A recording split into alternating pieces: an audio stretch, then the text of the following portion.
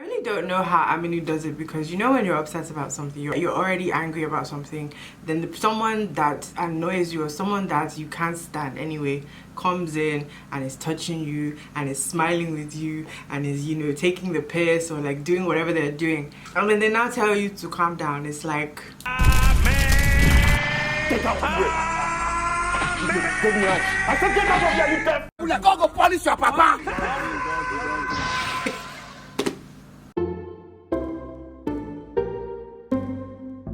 Hey guys, welcome back to my channel. My name is Tesh. Today we're going to talk about season 3 episode 3 of The Men's Club. I'm guessing you've already watched it. If you haven't, please watch that before you watch this, because there are spoilers in this video.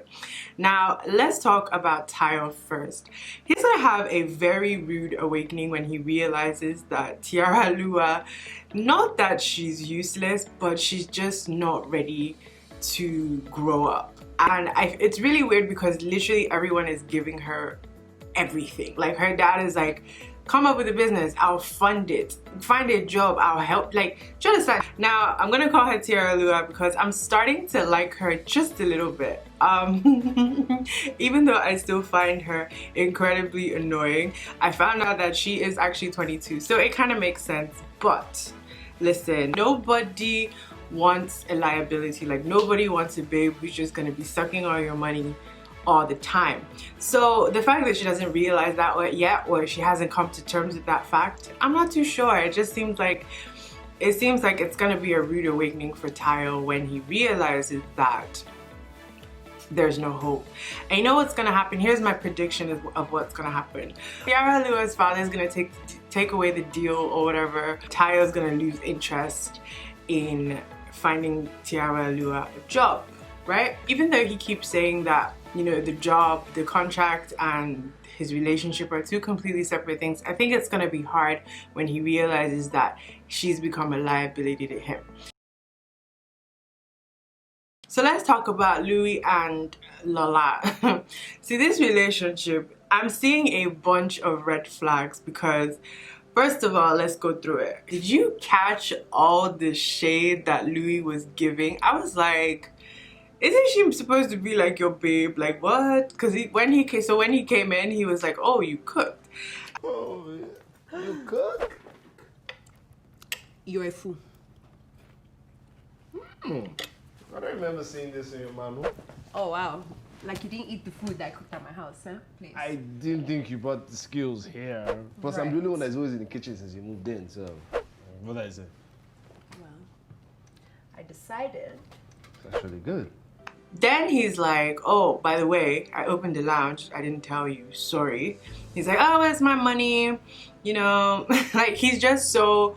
He's like, it almost seems like he wants to be free and not be in a relationship. Not that it has anything to do with Lola, but it's just like he doesn't want to be tied down or be told what to do. It's like the rich kid vibe he's giving us, that, you know, he wants to be free. He wants to do what he wants to do. He wants to spend his money. He wants to live his life.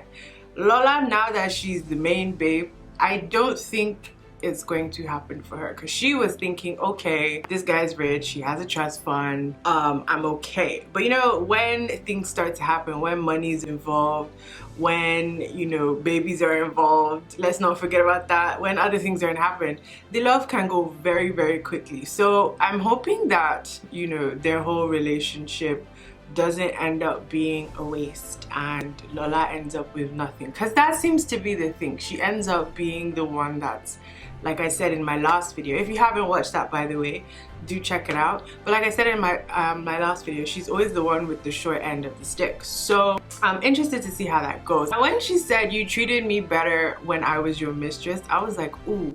Damn! Damn! I want to say I felt that, but I didn't feel that because I just know.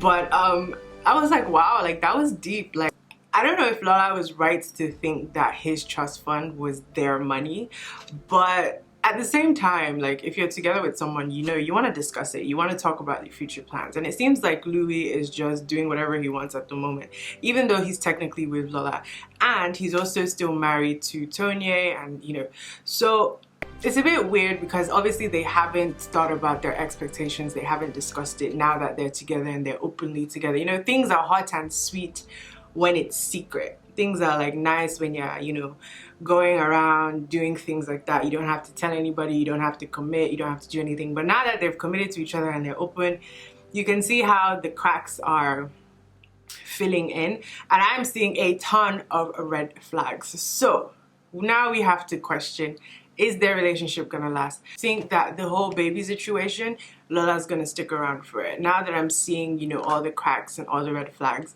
I thought she would in the first episode because, you know, their love and everything, but now that I'm seeing all the other stuff that's happening, I don't think the relationship is going to last. All right, so let's talk about Mr. Lanre, Mr. Mommy Issues.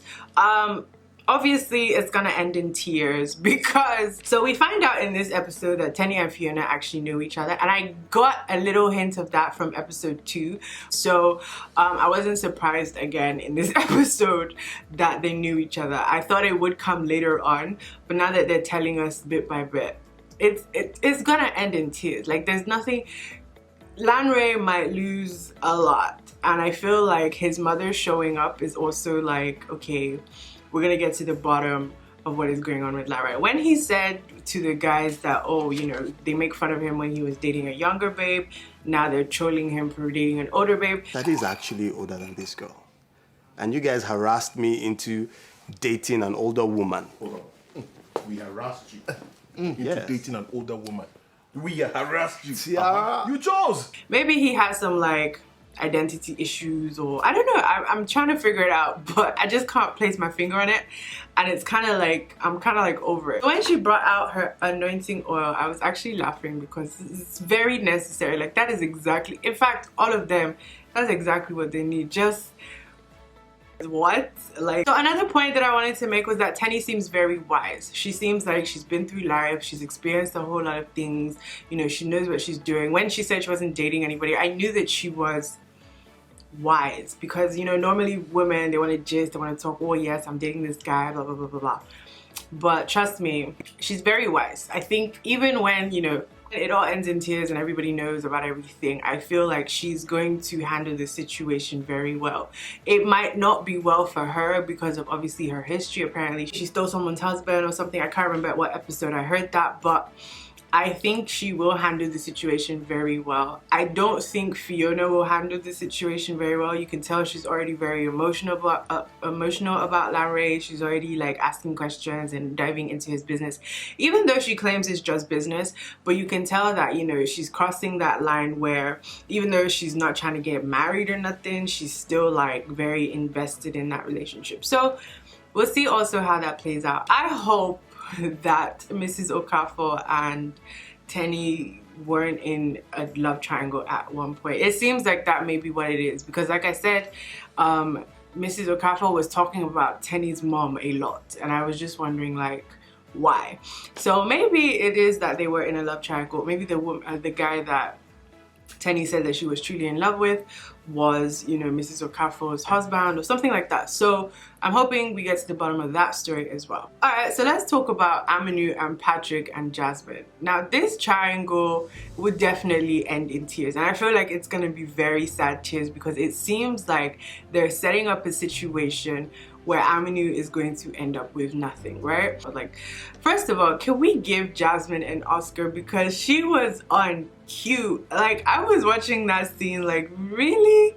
Like, that was fast. Like, what? Like, I was actually like, yo, she deserves an Oscar. Like, well done, because that acting, she was acting the acting, and I was like, well, dang. Like, I wish I could. Like, you know what would be great? If we could give Jasmine's focus to Tiara Lua. Like, we should, because we have him talking to his dad about the business that he's set up, or the business that he's trying to get into, which is oil. And obviously his dad is like, you know what, it's not a lucrative business. And he's like, no, trust me. Now I do believe that Aminu has good intentions, and he's just trying to build his legacy, and he's just trying to, like, you know, get out from under his father or whatever.